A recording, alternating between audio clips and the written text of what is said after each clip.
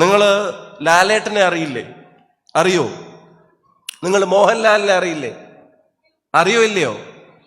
അമ്പലപ്പുഴയിൽ 2011 അമ്പലപ്പുഴയിൽ മത്സരിച്ച ഒരു സ്ഥാനാർത്ഥി തെരഞ്ഞെടുപ്പിൽ പരാജയപ്പെട്ടു. അദ്ദേഹത്തിന്റെ ശേഷവും മുമ്പും സംഘടനാ രംഗത്ത് നിന്നിരുന്ന എന്നെപ്പോലുള്ള ആളുകളെ കേൾപ്പി എന്നെപ്പോലുള്ള ആളുകൾ അസംബ്ലിയിലേക്ക് തെരഞ്ഞെടുക്കപ്പെട്ടിട്ടുണ്ടായിരുന്നു. 2016 കായംകുളത്ത് മത്സരിച്ച ഒരാൾ തെരഞ്ഞെടുപ്പിൽ പരാജയപ്പെട്ടു. രണ്ടാമത്തെ പരാജയവും തെരഞ്ഞെടുപ്പ് രാഷ്ട്രീയത്തിൽ അദ്ദേഹത്തിന് നേരിടേണ്ടി വന്നു. 2021 അദ്ദേഹം അമ്പലപ്പുഴയിൽ തെരഞ്ഞെടുപ്പിൽ മത്സരിക്കാനുള്ള നിരന്തരമായ പരിശ്രമങ്ങൾ വർഷങ്ങളായിട്ടെടുത്ത് നടത്തിക്കൊണ്ടേയിരുന്നു. ആ 2021 അദ്ദേഹം അവിടെ മത്സരിച്ചു. അദ്ദേഹം അവിടെ പരാജയപ്പെട്ടു. 2026 അമ്പലപ്പുഴ തിരികെ പിടിക്കണം എന്നുള്ള ഒരാഗ്രഹത്തോടെ അവിടുത്തെ തെരഞ്ഞെടുപ്പ് പ്രവർത്തനങ്ങൾ അദ്ദേഹം ക്രോഡീകരിച്ചിരുന്നു. തെരഞ്ഞെടുപ്പ് പ്രവർത്തനം അദ്ദേഹമായിരിക്കും അവിടെ സ്ഥാനാർത്ഥി ആവുക എന്നുള്ളത് ഞങ്ങളിൽ പലരും അറിഞ്ഞും അറിയാതെയും ചർച്ച ചെയ്തിരുന്നു. പക്ഷെ അദ്ദേഹത്തിന് ആ സീറ്റ് നിഷേധിക്കപ്പെട്ടു. അദ്ദേഹം ഈ പ്രസ്ഥാനം ഏൽപ്പിച്ച ഒരു ഉത്തരവാദിത്വം കായംകുളത്തേക്ക് 2026 വന്നു നിന്നു. നിങ്ങൾ ആലോചിച്ച് നോക്കുക, 2026 2011 തമ്മിൽ 15 വർഷമുണ്ട്.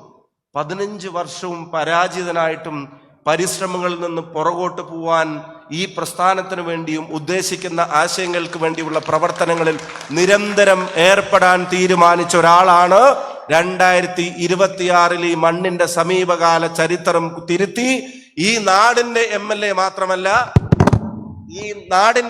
എ മാത്രമല്ല കേരളത്തിന്റെ എക്സൈസ് സഹകരണ വകുപ്പ് മന്ത്രിയായി ഇന്ന് പ്രൗഡ് കായംകുളത്തിന്റെ വേദിയിൽ അഭിമാനത്തോടെ വന്ന് നിൽക്കുന്നതെങ്കിൽ ഞാൻ പറയുന്നു, ദാറ്റ് മസ്റ്റ് ഇൻസ്പയർ യു. ചിലപ്പം സെറ്റ് ബാക്കുകൾ ഉണ്ടാവും ലൈഫിൽ, ചിലപ്പം തിരിച്ചടികൾ ഉണ്ടാവും ലൈഫിൽ. അതിലും മനം മടുക്കാൻ ഇപ്പം അതാ ഈ അറ്റം മുതൽ അങ്ങ് ഇരുന്ന ഈ അറ്റം വരെ ഇരിക്കുന്നതിൽ പലരുടെയും പേരുകൾ നേതൃത്വത്തിന്റെ അറിയാം. ഈ പദവികളിലേക്കൊക്കെ ഞങ്ങളെപ്പോലുള്ള ആളുകൾ എത്തുന്നതിന്റെ പിന്നിൽ ഇതുപോലെ ഒരുപാട് ആളുകളുടെ കഠിനാധ്വാനവും അവരുടെ നേതൃത്വവും അവരുടെ സാക്രിഫൈസും. ആ യാത്രയിൽ പലപ്പോഴും ജയങ്ങളും തോൽവിയും ഒക്കെ ഉണ്ടാവാം. ബട്ട് മനം മടുക്കാതെ അതിനുവേണ്ടി പരിശ്രമിക്കുമുണ്ടാവുന്ന റിസൾട്ടാണ് ഇന്ന് ഇങ്ങനൊരു വേദിയിൽ നമ്മളെ ഒരുമിച്ചിരുത്താൻ എം ലിജു എന്ന പൊതുപ്രവർത്തകന് കരുത്തായിട്ടുള്ളതെങ്കിൽ ഞാൻ ഒരു കാര്യം പറയാം. ലിജു കേരളത്തിന്റെ വകുപ്പ് മന്ത്രിയായതിന്റെ പിന്നിലെ പ്രധാനപ്പെട്ട കാര്യവും കാരണവും അദ്ദേഹത്തിന്റെ വീട്ടിലെ സാമ്പത്തിക ശേഷിയല്ല, അദ്ദേഹത്തിന്റെ വീടിനകത്തുണ്ടായിരുന്ന മറ്റൊരു റിസോഴ്സസുമല്ല എന്നുള്ളത് ഉറച്ചു പറയാൻ കഴിയും. നേരത്തെ ഇവിടെ സൂചിപ്പിച്ച അഭിമാനമുള്ളൊരു അച്ഛനെ സംബന്ധിച്ച് ഇവിടെ സൂചിപ്പിച്ച ഒരു കാര്യം, ഞാൻ പറഞ്ഞ മോഹൻലാൽ ലാലേട്ടനല്ല. നേരത്തെ ഇവിടെ സൂചിപ്പിക്കപ്പെട്ടതുപോലെ ആ മോഹൻലാൽ ഈ നാട്ടിൻപുറത്തെ ഈ ജില്ലയിലെ ഹരിപ്പാട് എന്ന് പറയുന്ന പ്രദേശത്തിന്റെ ഒരു ഗ്രാമപ്രദേശത്ത് ജനിച്ചു വളർന്ന ഒരാളാണ്.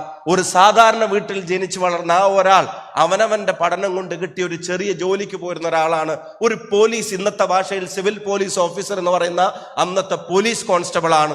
ആ പ്രവർത്തനത്തിന്റെ ഇടയിലാണ് 87 ഞാൻ കരുതുന്നു അന്ന് കേരളത്തിലെ ഏറ്റവും ചെറുപ്പം കുറഞ്ഞ, ഏറ്റവും പ്രായം കുറഞ്ഞ മന്ത്രിമാരിൽ ഒരാളായി കേരളത്തിൽ സത്യപ്രതിജ്ഞ ചെയ്ത് അധികാരമേറ്റ പ്രിയങ്കരനായ ബഹുമാന്യനായ നേതാവ് ഇന്ന് ഓപ്പറേഷൻ തൂഫാനിലൂടെ ലഹരിയിൽ നിന്ന് കേരളത്തെ വിമുക്തമാക്കാനുള്ള പോരാട്ടത്തിന് കരുത്തുറ്റ നേതൃത്വം നൽകുന്ന പ്രിയങ്കരനായ നാടിന്റെ അഭിമാനമായ ശ്രീ രമേശ് ചെന്നിത്തല, അദ്ദേഹം കേരളത്തിന്റെ മന്ത്രിസഭയിലെ ഒരു അംഗമായിരുന്നപ്പോ ആ മന്ത്രിസഭയിൽ രമേശ് ചെന്നിത്തലയുടെ ഗൺമാനായി നിഴല് പോലെ ഒപ്പം നടന്ന് തന്റെ ഉത്തരവാദിത്തങ്ങൾ നിറവേറ്റിയിരുന്ന മോഹൻലാലിന്റെ മകൻ ലിജു ഇന്ന് അദ്ദേഹത്തോടൊപ്പം അതേ മന്ത്രിസഭയിൽ കേരളത്തിന്റെ ക്യാബിനറ്റ് മന്ത്രിയായിട്ട് ഇരിക്കുന്നുണ്ടെങ്കിൽ ഞാൻ ഒരു കാര്യം പറയാം, it's not about your resources. വീട്ടിലെ സാമ്പത്തിക സ്ഥിതിയുടെയോ ശേഷിയുടെയോ അവസ്ഥയുടെയോ എവിടെ നിന്ന് വരുന്നു എന്നുള്ളതിൻ്റെയോ ജീവിക്കുന്ന നഗരത്തിന്റെ പേരിന്റെയോ അണിയുന്ന വസ്ത്രത്തിന്റെ വിലയുടെയോ അണിയുന്ന ചെരുപ്പിന്റെയോ സഞ്ചരിക്കുന്ന വാഹനത്തിന്റെയോ ഒന്നിൻ്റെയും ബേസിസിലല്ല. നിങ്ങളുടെ കമ്മിറ്റ്മെന്റും നിങ്ങളുടെ ഹാർഡ് വർക്കും നിങ്ങളുടെ പാഷനും അതാണ് നിങ്ങളുടെ ഫ്യൂച്ചറിനെ തീരുമാനിക്കുന്നത്.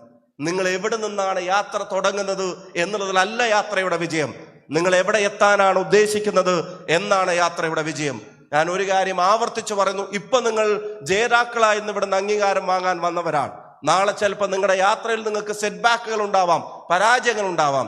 അതാണ് നേരത്തെ ഇവിടെ സൂചിപ്പിക്കപ്പെട്ടത്. ചെറിയ കാര്യങ്ങൾ, തടസ്സങ്ങൾ വരുമ്പോഴത്തേക്കും ജീവനും ജീവിതവും കളഞ്ഞുപേക്ഷിച്ചു പോവാൻ നിൽക്കുന്നവരല്ല, അതിനെ ഓവർകം ചെയ്യാൻ, അതിനെ ഫൈറ്റ് ചെയ്ത് തിരിച്ചു വരാൻ കെൽപ്പുള്ള ആളുകളാണ് പ്രൗഢ് കായംകുളത്തിന്റെ ഈ വേദിയിൽ ഒരുമിച്ചിരിക്കുന്നത്. അവിടെ ചിലപ്പോൾ ചോദ്യങ്ങൾ ചോദിക്കേണ്ടി വരും, ഉത്തരങ്ങൾ തേടേണ്ടി വരും, പറയേണ്ടി വരും, എഴുന്നേറ്റ് നിൽക്കേണ്ടി വരും, തെറ്റുകൾ വരുത്തേണ്ടി വരും, തിരുത്തേണ്ടി വരും. ഒരു തെറ്റും വരുത്തരുതെന്ന് മാത്രം പ്രാർത്ഥിക്കുന്ന ആരും ഒന്നിനും വേണ്ടി ശ്രമിച്ചിട്ടില്ല. ശ്രമിക്കുന്നവർക്ക് ചിലപ്പം തെറ്റും പരാജയം ഉണ്ടാവാം. ആ പരാജയത്തിൽ നിന്ന് തിരിച്ചു വന്നവരാണ് ശാശ്വതമായ വിജയത്തിലേക്ക് എത്തുന്നത്. ഒരു സംശയ കാര്യത്തിൽ വേണ്ട.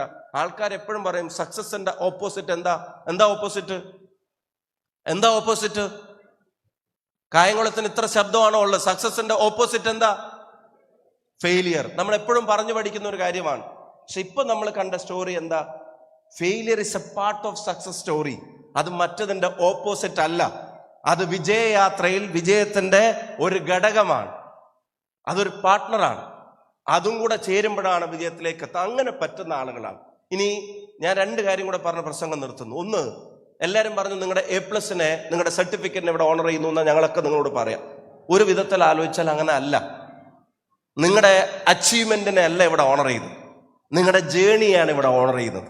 നിങ്ങളുടെ യാത്രയാണ് നിങ്ങളുടെ ഓണർ ചെയ്യുന്നത്. നിങ്ങളുടെ സ്ട്രഗിളിനെയാണ് ഇവിടെ ഓണർ ചെയ്യുന്നത്. നിങ്ങളുടെ പെയിനെയാണ് ഇവിടെ ഓണർ ചെയ്യുന്നത്. നിങ്ങളുടെ സാക്രിഫൈസിനെയാണ് ഇവിടെ ഓണർ ചെയ്യുന്നത്. നിങ്ങളുടെ കണ്ണീരിനെയാണ് ഇവിടെ ഓണർ ചെയ്യുന്നത്. നിങ്ങളുടെ ടെൻഷനെയാണ് ഇവിടെ ഓണർ ചെയ്യുന്നത്. നിങ്ങൾ വേണ്ടെന്ന് വെച്ച കാര്യങ്ങളാണ് ഇവിടെ ഓണർ ചെയ്യുന്നത്. നിങ്ങൾ അധികമായി എടുത്ത് ചെലവഴിച്ച സമയത്താണ് ഇവിടെ ഓണർ ചെയ്യുന്നത്. ഇത് മെറിറ്റ് ഡേ അല്ല, ഇത് എഫേർട്ട് ഡേ ആണ്. നിങ്ങളുടെ എഫേർട്സിനെയാണ് ഇവിടെ ഓണർ ചെയ്യുന്നത്. നിങ്ങളുടെ എഫേർട്സിന് നിങ്ങൾക്ക് ഒപ്പം നടന്നവരെയാണ് നിങ്ങൾ ഓണർ ചെയ്യുന്നത്.